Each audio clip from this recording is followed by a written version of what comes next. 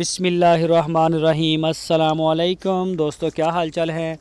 मैं उम्मीद करता हूँ कि मेरे तमाम दोस्त खैरियत से होंगे।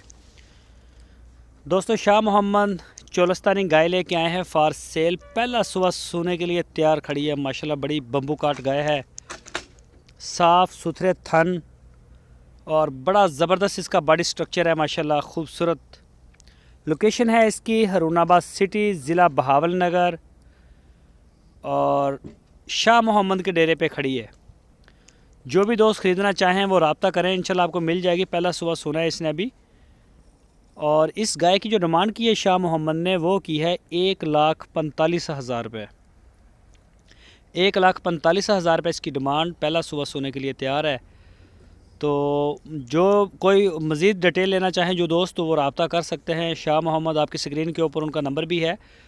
शाह मोहम्मद आपको इसकी मज़ीद जो डिटेल है वो दे सकते हैं।